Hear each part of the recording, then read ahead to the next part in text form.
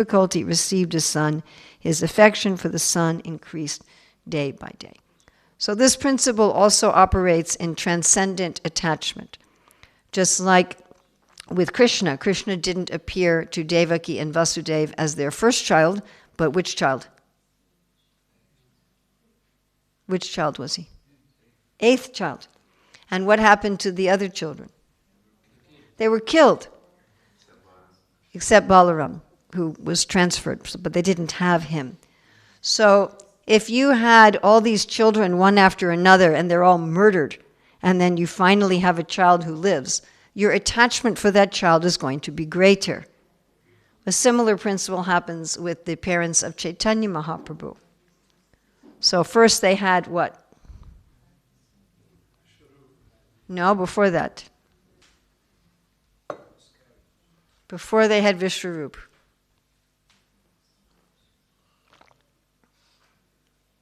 How many children did they have before Vishwarup? 9, I think. And what, they were daughters, 9 daughters, and they all died. They all died very young. So then when Vishwarup was born and Mahaprabhu was born, their attachment was greater. Yes? Whenever there's something we have after difficulty, we may also wonder why, for us conditioned souls, Krishna does not generally award Krishna consciousness immediately. Prabhupada says it is possible, but generally that does not happen. So if we think about it, we are the ones, Bahirmukhe, we are the ones who rejected Krishna. However one wants to understand the process of our coming to the material world, whatever point of view one wants to take. We understand that we, the jiva, rejected Krishna. So by working hard, making a lot of sacrifice and difficulty to regain him, therefore we will value that more. Does that make sense to everybody? Yes? The mother's attraction and attention to the son, like that of the child's father, excessively increased. The other wives, seeing Kritaduti's son, were very much agitated, as if by high fevers, with a desire to have sons. So we have the word jwara, fever. So of course Chitraketu should have noticed this. He should have made some note and taken care of everyone. He shouldn't have only taken care of Kritaduti. He should have been attentive to the other women that he was responsible for. This is the role of the king. The king is supposed to take care of all of the citizens. Just like our modern governments. They don't even take proper care of the humans, but they certainly don't take care of the animals and the trees and so forth. Yes? And even among the humans, they may take care of human beings who are wealthy more than those who are poor, or those who are of one race rather than those who are of another race. This kind of favoritism, it's very much condemned in a leader. Any time that a leader has favorites like this and doesn't take care of everyone equally, there's going to be some very bad reaction. So as King Chitraketu fostered his son very carefully, his affection for Queen Kritaduti increased, but gradually he lost affection for the other wives who had no sons. So this again is really extreme negligence on the part of the king. And again, we see this kind of phenomena happens in leaders. They take care of the people who are productive, and the people who are not productive, they don't take care of them. Yes? Have we seen this?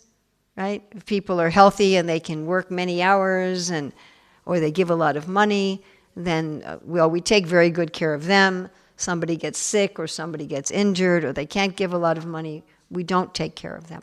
When we were teaching Srimana Shiksha here previously, one of the ways of self-deception, which Raghunath Das Goswami compares to taking a bath in donkey urine and thinking you are getting clean, is if we take good care of rich and famous people and we neglect the humble devotees. Thinking, well, the rich, famous people, they will contribute a lot, and the humble devotees, they're not contributing. So here Chitraketu is making the same mistake. He's taking care of the woman who's provided his heir, and the other women he's responsible for, he's neglecting. The other queens were extremely unhappy. due to their being sonless. Because of the king's negligence toward them, they condemned themselves in envy and lamented. All right, now we see a mistake being made by these women. So here they were being actually quite selfish, and they were concerned for their own happiness. This principle is very active in the material world, but in the spiritual world it is absent. Just like we see this painting here, there's Radha and Krishna and there are other gopis, and we see all of these other gopis, they're looking at Radha Krishna, and they're thinking, when Radha and Krishna are together, I am happy. They're not thinking, why is Krishna happy with Radha? Why doesn't he leave her and come to me? So this mood is very nicely explained by Krishnadas Kaviraj in the Chaitanya Charitamrita, where he says that the gopis, they become happier when Krishna is enjoying with Radha than when Krishna is enjoying with them. And Radharani is happier when Krishna is enjoying with the other gopis instead of her. Even 100 million times happier.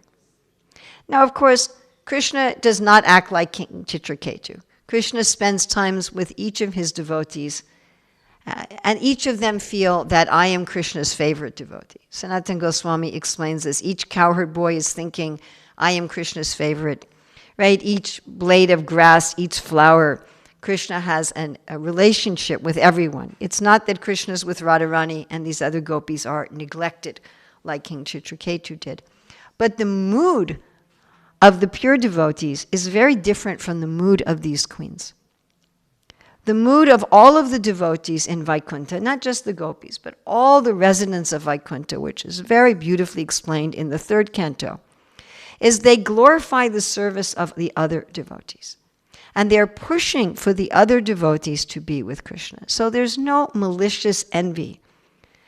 These queens could have rejoiced in the happiness of Kritaduti and Chitraketu. It wasn't that because they were being neglected that they had to become envious. There's not a direct causal relationship there. This was a choice they were making. They could have thought how fortunate Kritaduti is.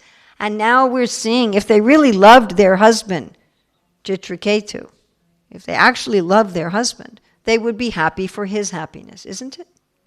Yes? They would feel that his happiness was their happiness.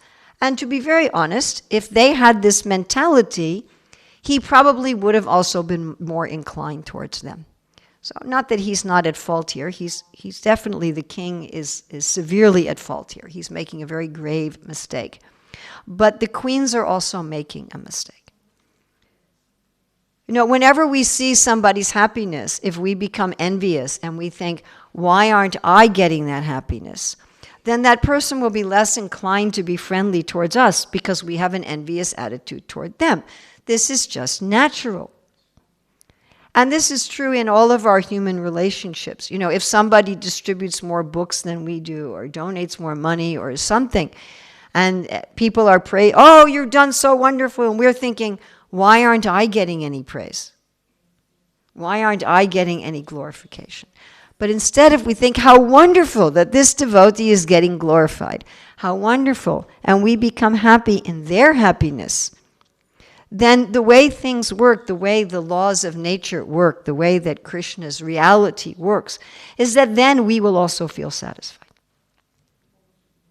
In fact, this principle of being satisfied by going for the satisfaction of others is the basic principle that delineates material from spiritual. Srila Prabhupada says the difference between material consciousness and spiritual consciousness is in material consciousness. When someone else is happy, we become envious, and that's exactly what's happening here. Spiritual consciousness is when someone else is happy, I become genuinely happy for their happiness. That is the difference.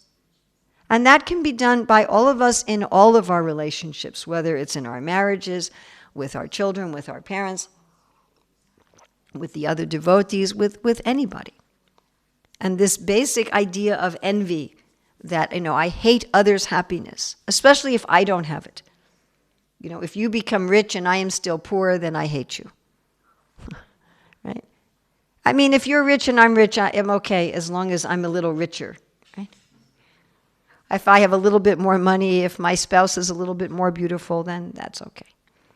But this principle, really, we need to root this out by practicing now in this world as devotees to find happiness in others' happiness, to be sorrow at others' distress, and to find happiness in others' happiness. Otherwise, if we are envious, we will suffer terribly. And these queens are about to really suffer. They're going to lose everything. They're going to lose everything by this envy. It's going to be a very unfortunate situation for them. So Chitraketu is going to lose everything by his favoritism and his lack of taking care of everyone. Of course, he's going to get much back later on. And these queens who are envious, they're going to lose everything. These stories in the Bhagavatam, they're not just about something that happened millions of years ago to some people that we can't relate to, but they're about our reactions now. So text 40, a wife who has no sons is neglected at home by her husband and dishonored by her co-wives exactly like a maidservant. Certainly such a woman is condemned in every respect because of her sinful life. So what are these queens doing? They're doing what we conditioned souls generally do.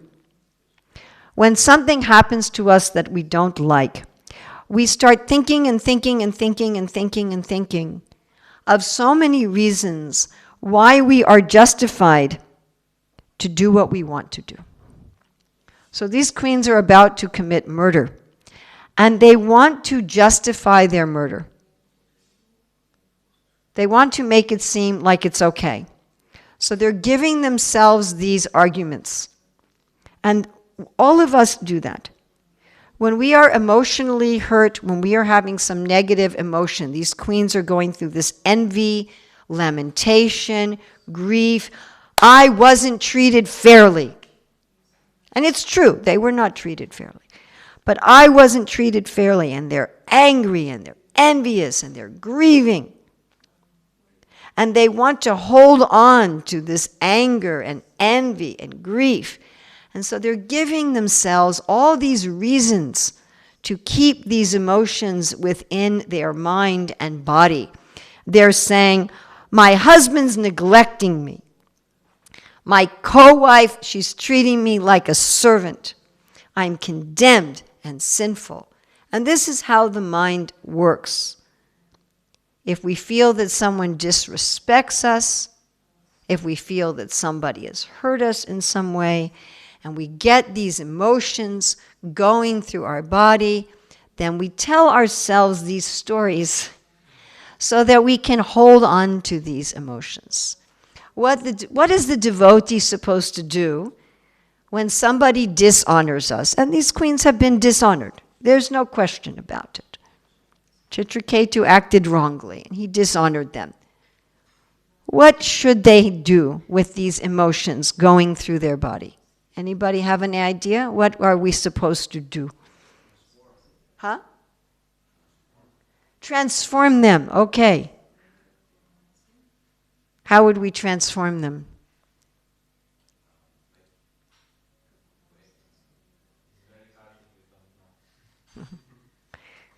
Any?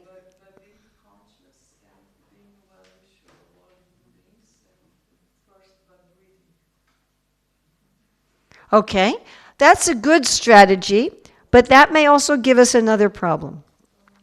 Because here the queens are logically and philosophically giving themselves a good reason to feel angry and grieving and envious, yes?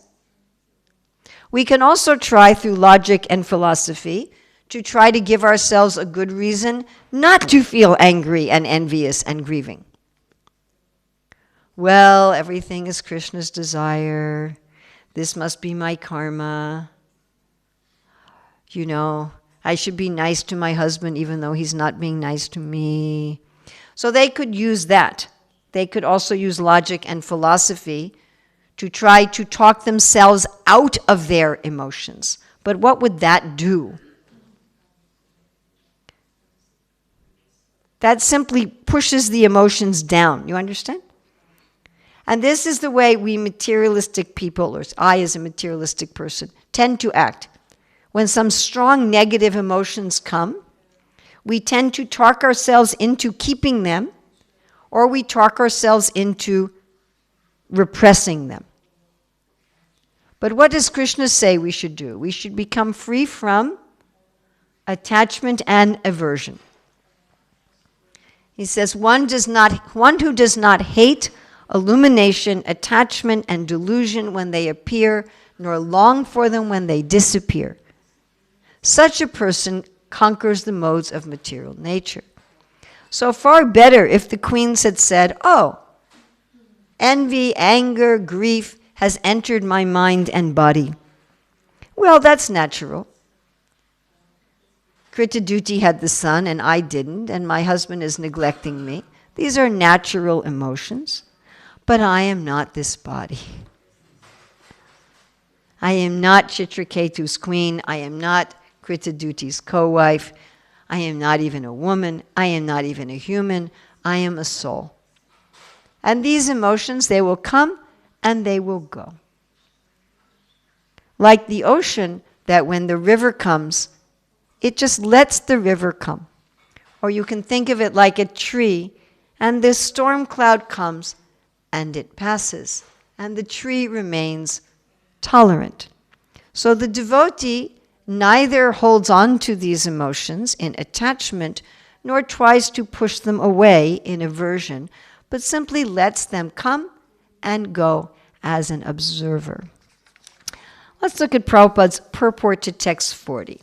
He says, as stated by Chanaka Pandit, Mata yasya grahe nasti bharya chapriyavadini aranyam tena gantavyam yat aranayam tatagraham. A person who has no mother at home and whose wife does not speak sweetly should go to the forest. For such a person, living at home and living in the forest are equal. So if a householder doesn't have a mother at home and the wife is nasty, Shakespeare would call her a shrew, right? He had that famous. You might as well go to the forest because your home is already a forest. Then Prabhupada says, similarly, for a woman who has no son, who is not cared for by her husbands, and whose co-wives neglect her, treating her like a maidservant, to go to the forest is better than to remain at home. Sometimes it's not the co-wives, sometimes it's the in-laws. Right? You see this in some... my daughter-in-law was actually telling me that she knew of someone who married into an Indian family, and the in-laws were treating her like a maidservant. So she had no child, her husband was neglecting her, the in-laws were treating her like a servant. And so indeed she left. So here there's some advice given by Chanaka Pandit and Srila Prabhupada to these queens, and they're not going to take this advice. Eventually they will, actually. Eventually they'll become renounced. But they're going to go through a lot more suffering first.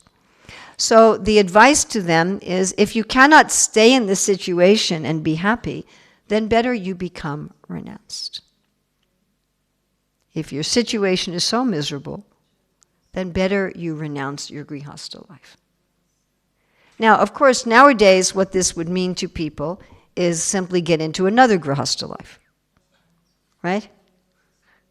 So in 2019, people will say, so my grihastha life is miserable, my wife is always yelling at me, I don't have a mother, so I will leave this wife and find another one. Or, I have no child, my husband is neglecting me, my in-laws are treating me like a servant, so I'll find a new husband. So this is what generally happens in 2019. And we're not going to speak more about that, because it's what happens in 2019, Hare Krishna. But what one should do is, if one cannot stay in that situation and just simply be happy and equipoised, is one should go to the vana, one should go, or aranyam, one should go to the forest. One should take up the vanaprastha life. So actually everybody should renounce material life. If we want to go back to home, back to Godhead, we must renounce material life. There's no fudging on this. It's a must. Bhogaishwarya, Krishna says, those who are attached to Bhoga and Aishwarya, they cannot become determined in Krishna consciousness. There's no way around it. You can't say, well, I'm going to try to enjoy the world and I'm still going to fall in love with Krishna. Sorry, it's just not possible. But we have some options. One option is if your externals in the Grihastha ashram are good. You have a good wife, a good husband, good parents, good in-laws, good children. You have a nice situation. You can stay in that situation and be renounced internally. And we see many examples like this in the Shastra. And Prabhupada says this. If everything is favorable, you can stay there, but internally you are renounced. And of course, this is the advice that Krishna gives Arjuna in the Bhagavad Gita. It's very interesting. When Krishna says, Sarva dharman parityajya, Arjuna doesn't understand this to mean, give up being a prince, give up ruling the government, give up being the battlefield, leave Draupadi and Subhadra, leave Abhimanyu, and just go in the forest. Of course, he did that later, when Parikshit was grown. But he didn't understand that that's what it meant at that moment. What he understood was, do everything externally, be a grihastha, be a kshatriya, but internally be detached. Yes? Am I correct? Give up identifying as a grihastha, give up identifying as a kshatriya, give up dharma in that way. Not that I'm fighting because I love Draupadi, I love Subhadra, I love Abhimanyu. I want the kingdom to go to my children or my nephews. And I hate Duryodhana. No, not like that. Without hatred, without love, in detachment, just as a service. So that is one way one can become renounced. Another way is if the externals are terrible, one can do this also. If your wife is always yelling at you, your husband neglects you, your maidservants make you like Cinderella, your relatives make you be a servant, you have no good children, you can still stay and also be internally renounced. Just like I'm reading right now in the Bhagavatam about Jad Bharat. Jad Bharat was in that situation. After his parents died, he was taken care of by his stepbrothers and stepmother. And they very much mistreated him. They treated him not even like a servant. They gave him old food and worm-eaten food. They made him work in the hot sun all day. And he didn't leave. He stayed. He was willing to stay the rest of his life. He didn't care. Internally, he was detached. And how people treated him, nicely, not nicely. It just didn't matter to him. Of course, he ended up leaving when he got kidnapped, but that's not relevant to this point. The point is, if everything's wonderful, you can stay and be detached inside, and if everything's terrible, one can stay and be detached inside. Then the other option is one actually leaves. And if everything's wonderful in Grihastha life, still one should leave approximately the age of 50. Again, practically speaking, nobody's doing this. But this is the idea, that somewhere around age 50, one gives up. One gives up one's career. I mean, we have some concept all over the world that like in our 60s, we should retire from career. So the age is a little older, but the concept is there. That you get to the point before old age. Huh? Before you get really, really old. So I'm in my 60s, so I'm old, but I'm not like old. You understand? Right? According to medical doctors, 85 is old. So the idea is before you get so old that you can't even walk and you can't think, and that you give up any kind of career, you give up your livelihood, you give up especially administrative management duties in the world, worrying about earning a living, and you give up family life, that one becomes celibate. and just focus on bhakti. So this is also advised. And this is advised if your family life is very nice or if your family life is not very nice. So we see many examples in the Bhagavatam of people who gave up family life that was very nice. Can you give me an example of someone who took Vanaprastha? They had a very, very nice family life. Bharat Maharaj, yes.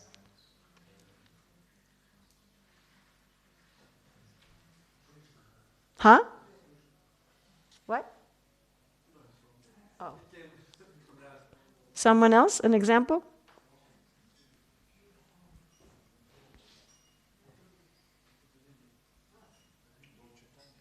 Lord Chaitanya. Yes. He had Lakshmi Devi as his wife, and he had such a wonderful mother, Sachi Devi. Yes.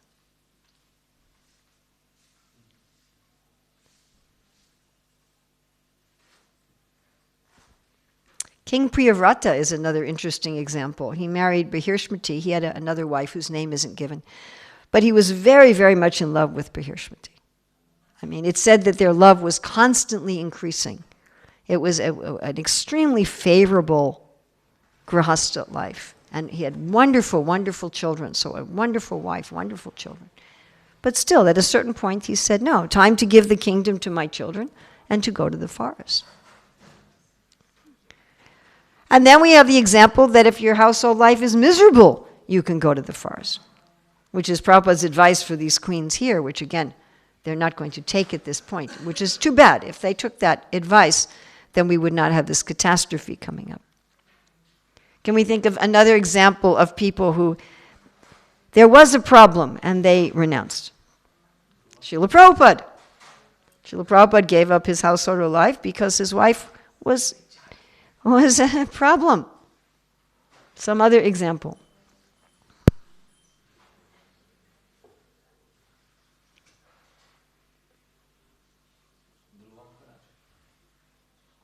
Well, in one sense, you could say Dhruva as a young boy, yes. Not as an older. In fact, Dhruva is an example of the opposite, where Dhruva had a very nice family life, and he renounced even though his family life was very pleasing when he was older. But yeah, Dhruva as a young boy. Yes, the father of King Vena, Anga, where he said, I have such a bad son, I'm going to use this as an impetus to renounce. We have Maharaj Parikshit, who was cursed. He could have counter-cursed, but instead he took, okay, I've been cursed. This is a good excuse to renounce. So I've noticed that many times people think that renunciation is only valid if your circumstances were good. And we find this with the Avanti Brahmana in the 11th canto, where he had been a miser, and basically his family threw him out. And he took advantage of the situation to take up renunciation. But he was very much mistreated by people. I mean, very much. If you read the descriptions of how terribly he was treated, it's almost unbelievable. But they were telling him, you're not a genuinely renounced person because you didn't leave a happy situation. Because the situation you left was unhappy. They say it's like sour grapes, right? You all know the Aesop's fable, the fox is jumping, jumping, jumping. He can't reach the grapes, and he says, oh, they are sour. So when people become renounced because there's a difficult situation, oftentimes that renunciation is not respected. People will say, well, you're not really renounced, you just had a miserable situation. But the fact is that having a miserable situation is one of the bona fide impetuses for taking up renounced life. And in the end, it doesn't matter what the impetus is. It doesn't matter if the impetus is, I have a wonderful grihastha ashram and I feel fully satisfied, all my desires are fulfilled, and now I can leave it because I was fully satisfied. Like if you eat a very, very good meal and then you say, no, I don't want to eat anymore because I am satisfied. Or if you had a terrible meal and you walk away and say, I don't want to eat anymore because the meal was terrible. It doesn't matter. And it also doesn't matter whether externally one stays in a seeming position of enjoyment and being internally renounced, or if one externally renounces. That also doesn't matter, although we advise generally for people to externally renounce. Because there's always some danger if you stay in a situation of external enjoyment, you may not be as renounced internally as you think you are. So the advice is for everyone to externally renounce at a certain point. Although, again, it is not absolutely necessary if one is able to be internally renounced. But all of us must give up our desire to enjoy this world. Our attachment, whether our attachment is to happiness and prosperity, or our attachment here, the queens are maintaining an attachment to envy and grief. Attachment to negative emotions is just as damaging as attachment to positive ones. Those are the perversions of other rasas, yes? There's 12 rasas. One of them is grief. One of them is anger. So those are also forms of enjoyment. The queens here are enjoying their anger and their grief. They're enjoying it, they're justifying it. So we need to let go of trying to enjoy these different rasas in their perverted way in this world. Whether we are trying to enjoy, friendship and society and love, or we're trying to enjoy comedy or wonder or anger or grief or whatever it is. Or we're trying to be averse to them in this world. Thinking that we're going to be the controller of the material rasas, either by enjoying them or by pushing them away. And we should become instead absorbed in Krishna. And what the impetus is for us, it doesn't matter. If the impetus is we have a wonderful spouse and loving children, or if the impetus is our spouse neglects us and our in-laws mistreat us, it doesn't matter what the impetus is. The point is to become attached to Krishna. And frankly, we can use everything and anything as an impetus for that attachment to Krishna.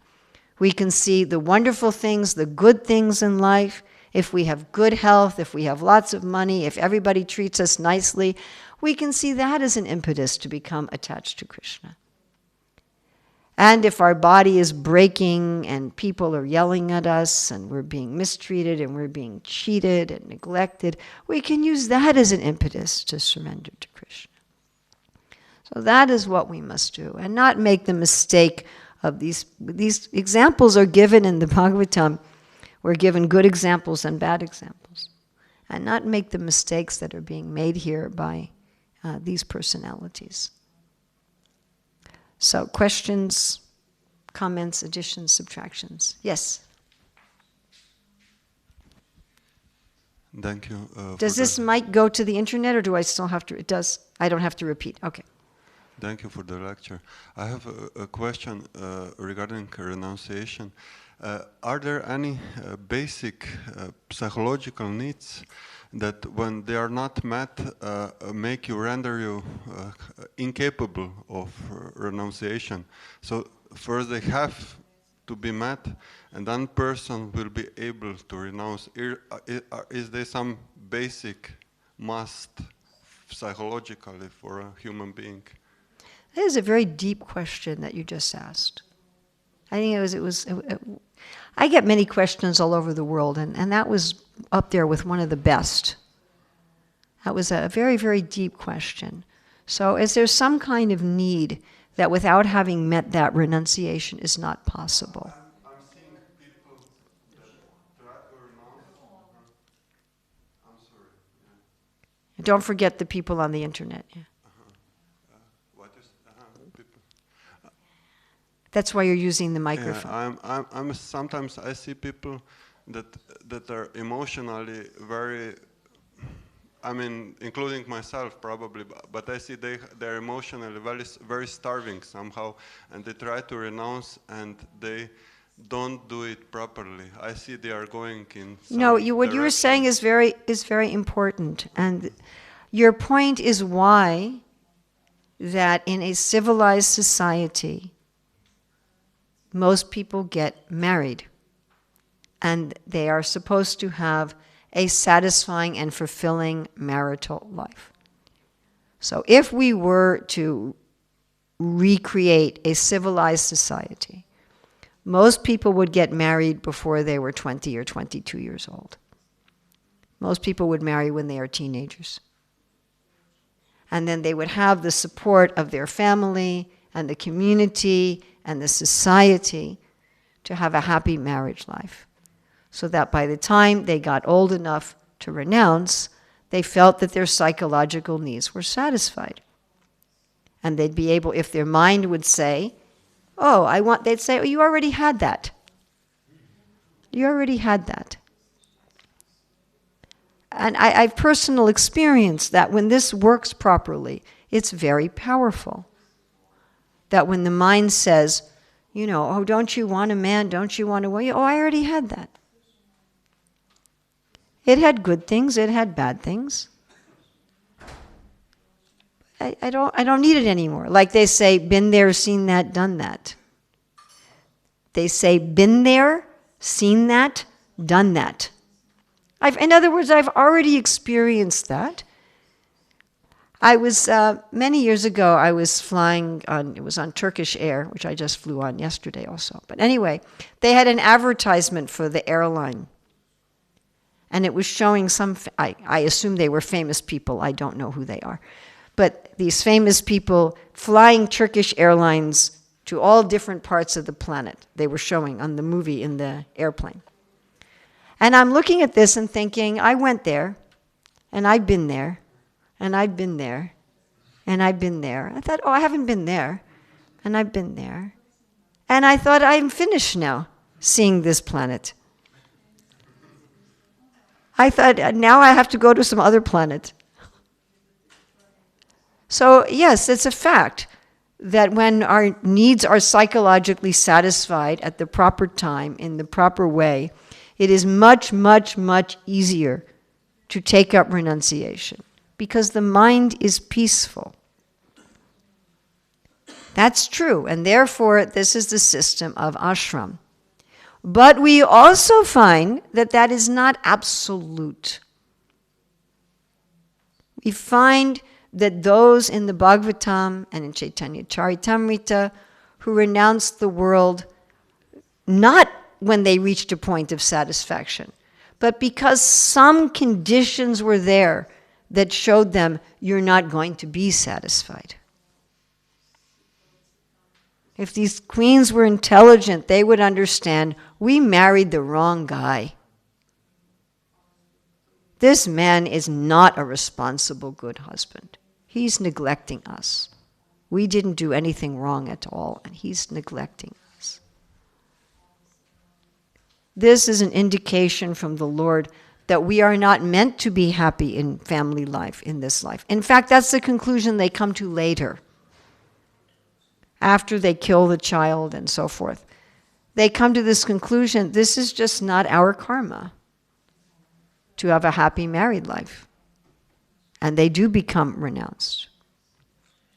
So one can have one's psychological needs satisfied in that way. That is also possible. Now we should say something, there's one gentleman that I know who's taken up Krishna consciousness secretly because he's a very famous Catholic monk. And he's an author of many books. He speaks to thousands of people. He's very famous within the Catholic community internationally. But he's also a Hare Krishna devotee. So I remember when I was first writing him, and he told me that he lives in a rural property with his family. So family, I'm thinking, means wife, children, like that. And then I said to him, but I thought you are a monk. He said, well, this is my family property. My mother is living there. My brother is living there. Family in that way. And we were having some conversation, and I said, so how is it that you became a monk? He said, for me, celibacy is not a discipline, it is a charism. So a charism in the Catholic tradition means a gift. And I was thinking very deeply about what is the difference between celibacy as a discipline and celibacy as a gift. And I thought celibacy, or any kind of renunciation, it could be renunciation of money or whatever it may be, renunciation of a career, if it's done as a discipline, is always dangerous. It's risky. It's dependent somewhat on willpower. And we see in the Shastra, people who take up austerity as a discipline are liable to fall, yes? What is the main example we always get? Vishwamitra. He took up austerity and celibacy as a discipline, and he fell.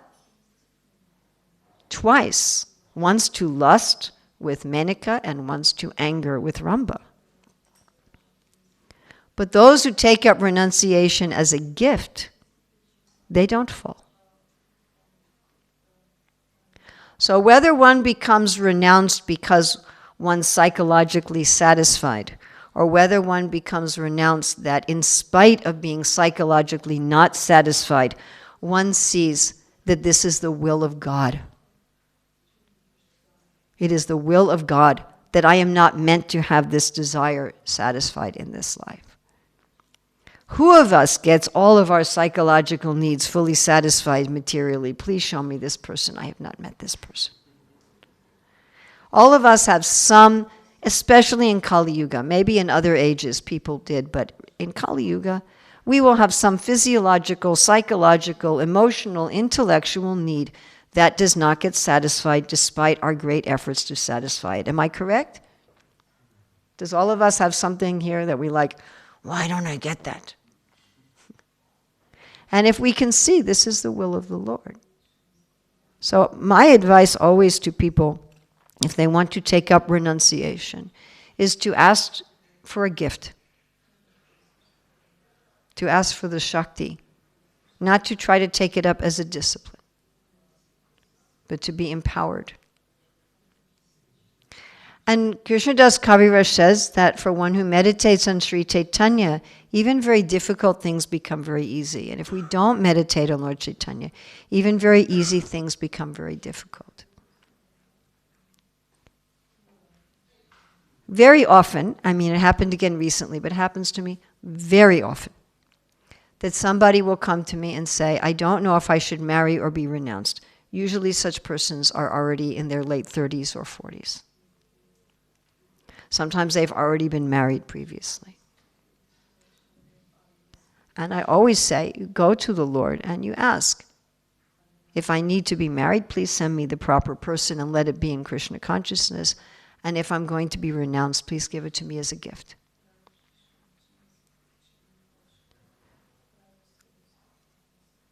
But I have, much direct personal experience that renunciation has to be given as a gift.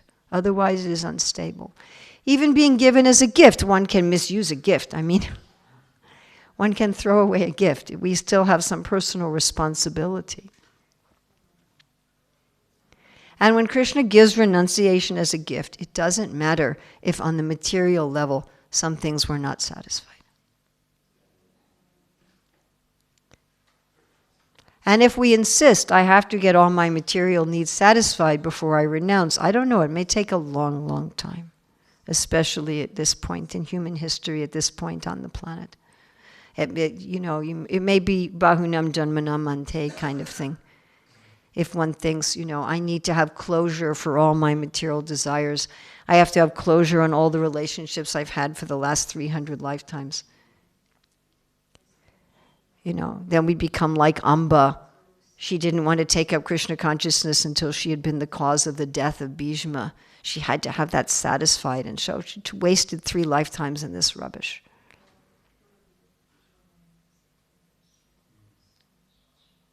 But I'm very, very glad you asked that. That was a very significant and meaningful question.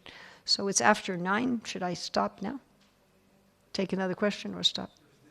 Did anybody else have another question? Yes.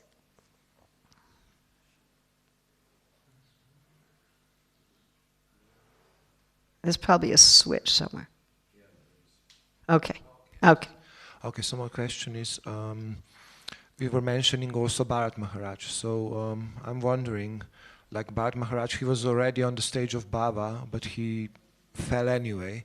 So I was wondering, why did it happen? You know, like he could just. Well, that question is answered in that part of the Bhagavatam itself.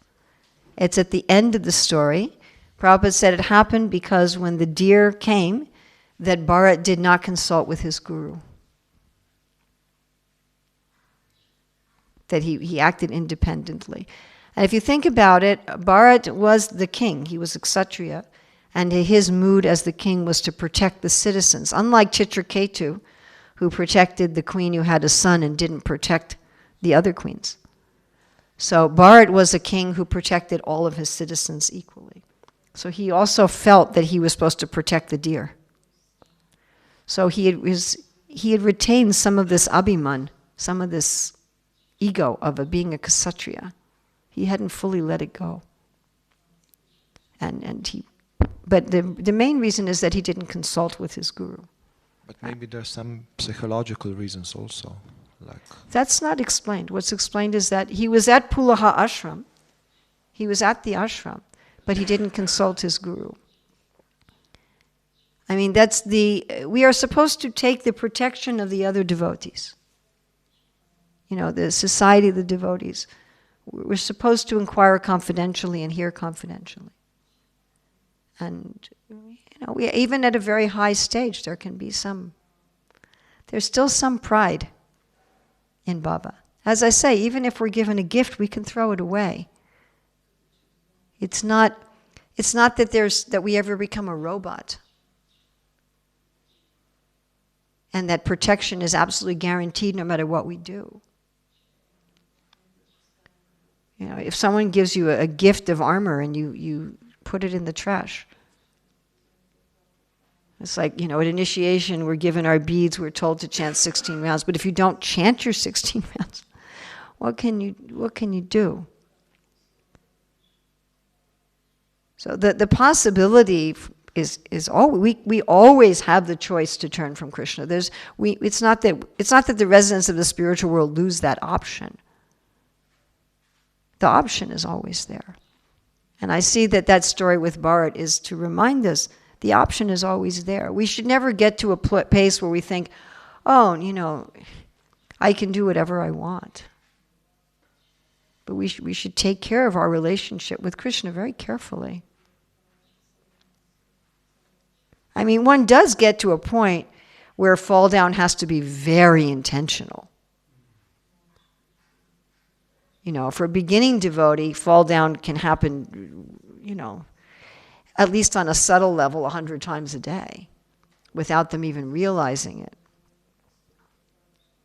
Like one devotee said, you know, Prabhupada, sometimes we fall into Maya. He said, no, you're always in Maya. Sometimes you fall into Krishna. So, you know, if for a neophyte devotee, just even following the regulative principles, chanting their rounds, waking up early, you know, it's so hard and they may fall from it over and over again. At a certain point, all that becomes just like breathing. It's all just automatic. Even at this stage of ruchi, one's mind is, you know, still can be brought to material things, but at a sakti, one's mind is automatically going to Krishna. But that, you know, so as one advances, it has to be a more and more and more deliberate, conscious decision to fall. But one can still do that. One doesn't lose the ability to do that. Is that okay? But it's not described that there was some sort of psychological lack in him at all. There was some little pride. I'm the king. I know what to do. I don't need to ask anybody. Yes, and this will be the last one. Is that okay? Hare Krishna, Urmila Mataji, thank you very much for your lecture.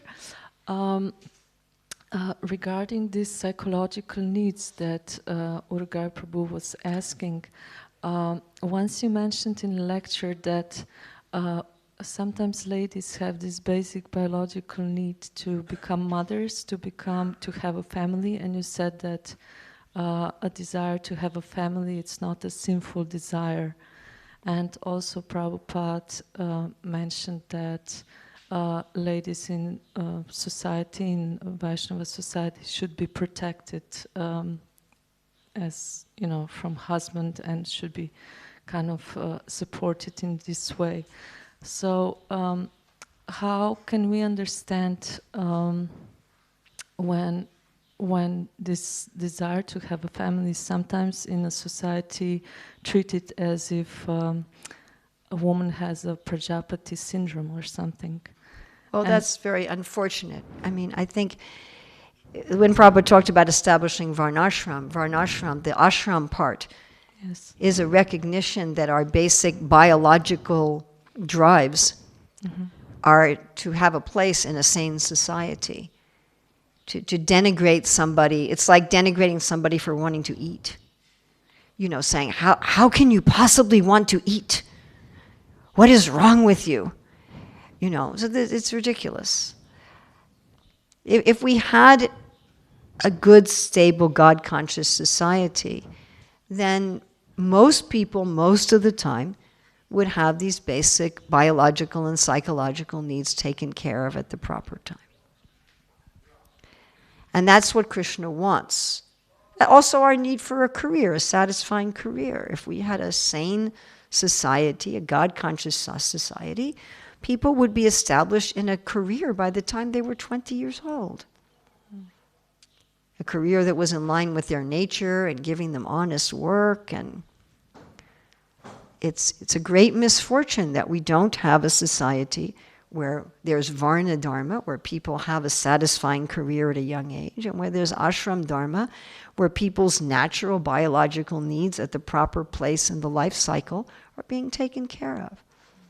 It's not just a desire to have a child. It's a desire when you're old to have a peaceful place to just sit and meditate and read Shastra.